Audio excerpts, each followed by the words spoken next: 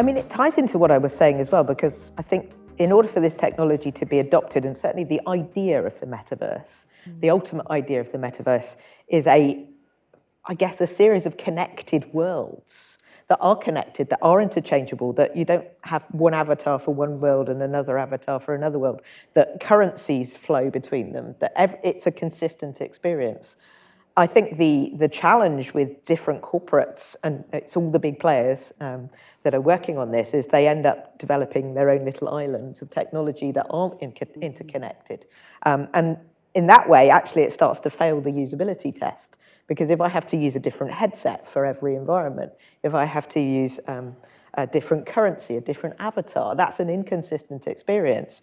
And it's not what the ultimate kind of vision of the metaverse is. So I think one of the challenges is certainly in terms of sort of architecting standards, having all of these big corporates who are usually competing with each other, actually talking to each other in order to create those standards. And that would include who polices this. How do we develop legislation? How do we make sure that people are safe? As well as simply, how do we make sure that things work with other things that users are going to want to use? I do want to say just one thing about the regulation of AI. I think that there is, in political circles, people think you can't look in the box.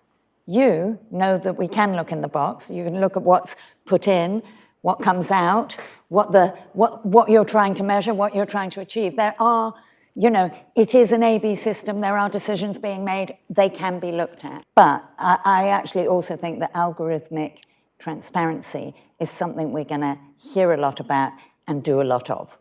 On your first question, is privacy dead? I think privacy is both too little and too big a concept. The way that we think about privacy was developed 50 years ago in the beginning of data science of this kind, when the idea was that confidential information about you, a few bits of information like your medical records or what you did on a particular day, would be seen by someone else. So privacy and confidentiality were tied up together.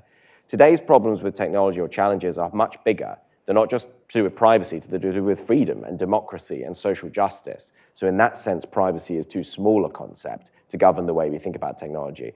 But it is also the case that our norms have moved on. Younger people, for instance, are much more prepared to surrender little bits of data about themselves in order to receive free and interesting things. Like Google, for instance, we all give it a little bit of data about ourselves every time we type an embarrassing query. But for most of us, it has improved our lives. And so I think the privacy framing, at least in the old school way, is kind of intellectually unhelpful. It's limiting. So I think we need to design new concepts and categories to think about what it is we actually care about. I do think to put the responsibility on children for their safety, on parents for children's safety, on users for their safety is really difficult. It's not that we don't have a role to play as users. We do.